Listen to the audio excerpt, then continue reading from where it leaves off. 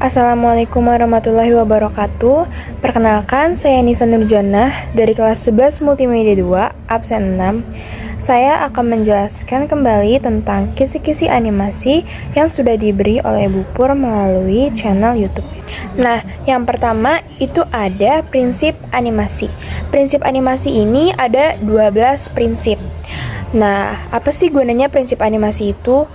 Prinsip animasi itu gunanya adalah untuk menghidupkan karakter yang sudah dibuat sehingga menjadi tampak lebih nyata dan juga dinamis. Selanjutnya yaitu 12 prinsip animasi. Yang pertama ada solid drawing. Solid drawing adalah dasar utama dari animasi. Maksud dari solid drawing sini adalah bisa dilihat dari berbagai sudut. Contohnya misalnya saat kita madep depan, madep samping, atau madep belakang. Jadi bisa dilihat dari berbagai sudut gitu.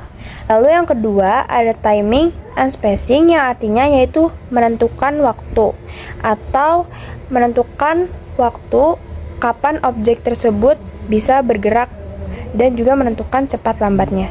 Contohnya adalah saat bermain sepatu roda, kan tahu kapan harus cepat, kapan harus lambat, kapan harus tahu bergeraknya juga.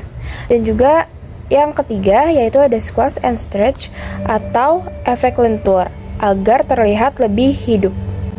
Nah, contohnya di sini itu adalah saat bola karet dilempar itu kan sebelum dilempar bolanya masih berbentuk bulat. Saat dilempar dan kena lantai itu bolanya jadi gepeng, terus mantul lagi. Nah, itu squash and stretch. Jadi terlihat lebih hidup gitu. Lalu yang keempat ada anticipation, yaitu persiapan atau ancang-ancang. Contohnya seperti saat mau lari, itu kan ada ancang-ancangnya. Atau saat mau melompat, ada ancang-ancangnya. Itu kan harus duduk dulu baru lompat. Kayak gitu, ancang-ancang, anticipation. Lalu yang kelima ada slow in and slow out, yaitu memiliki kecepatan dan kelambatan yang berbeda-beda. Contohnya, misalkan bola kita kasih tali terus kita putar-putar gini, itu kan kecepatan dan kelambatannya beda-beda. Lalu yang keenam ada arch, yaitu pergerakan tubuh sesuai pola. Contohnya adalah saat kita berjalan. Lalu yang ketujuh ada secondary action. Nah, maksudnya adalah penguat gerakan dari gerakan utama atau gerakan kedua. Contohnya itu saat orang mau mengangkat barbel. Itu kan saat mau mengangkat barbel, dia harus narik bajunya dulu, kayak baru dia ngangkat barbel. Nah, narik bajunya itu adalah secondary action atau gerakan penguat dari gerakan pertama yang mengangkat barbel tadi. Lalu yang kedelapan ada follow through and overlapping action. Jadi maksudnya di sini tuh follow through itu tubuh yang lain diam dan ada satu yang bergerak. Contohnya saat kita berlari lalu berhenti, itu kan tubuh yang lainnya diam tapi rambut kita masih bergerak. Nah, itu maksudnya follow through. Lalu maksudnya overlapping action itu adalah gerakannya silang. Misalnya saat kita berjalan, itu kan misalnya kalau kaki kanan maju, tangan kiri kita yang maju. Jadi itu silang gitu saat berjalan.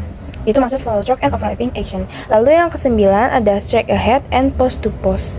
Jadi maksudnya itu adalah frame by frame gitu. Lalu yang ke-10 ada staging, yaitu suasana atau mengatur kamera. Lalu yang ke-11 ada appeal, yaitu karakteristik dari berbagai animasi yang ada. Lalu yang ke-12 atau yang terakhir yaitu exaggeration, yaitu adalah gerakan yang berlebihan atau hiperbola.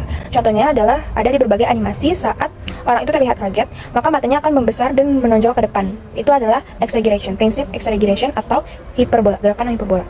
Nah, itu tadi adalah 12 prinsip animasi. Materi selanjutnya yaitu mengenal gambar 3D. 3D ini memiliki ciri-ciri yaitu mempunyai panjang, lebar, dan juga tinggi. Lalu bisa dilihat dari berbagai sudut pandang manapun dan juga memiliki volume. Lalu tahap dasar pembuatan animasi 3D yaitu ada 3 tahap. Yang pertama pembuatan modeling. Itu adalah saat kita membuat objek 3D dalam bentuk visual yang nyata. Lalu yang kedua adalah animasi, yaitu dalam tahap ini kita menggerakkan si objek tadi yang udah kita buat di modeling, menggerakkan sesuai keinginan yang ingin kita buat. Lalu yang ketiga, yang terakhir ada render. Kita merender dan menunggu hasil dari animasi tersebut. Selanjutnya, materi yang ketiga yaitu software pendukung 3D. Ada Autodesk Maya, 3D Max, dan Blender. Selanjutnya, shortcut yang sering kita gunakan dalam aplikasi Blender 3D. Yang pertama, duplikat objek. Jika kita ingin menduplikat objek, maka pencet Shift plus D. Lalu menambah bidang dalam keadaan edit mute.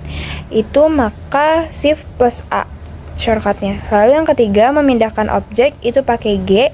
Yang keempat, menggeser objek ke sumbu tertentu, itu pakai G dan sumbu tertentu yang ingin kita geser. Misalnya sumbu tertentu yang ingin kita geser itu sumbu X, maka G dan X. Lalu shortcut render itu F12, menggabungkan objek itu Ctrl plus C. Lalu skala untuk memperbesar dan memperkecil itu shortcutnya S. Lalu rotasi untuk memutar-mutar itu R, dan juga extrude object itu E. Yang kelima yaitu fitur familiar software 3D yaitu Blender. Yang pertama, menambahkan objek yaitu Shift plus D, lalu memperhalus objek, yaitu caranya adalah klik kanan lalu Shade Smooth, lalu pilih pada bagian kanan menu Blender ada objek data properties yang berwarna hijau, pencet dan pilih normal, lalu aktifkan auto Shade Smooth.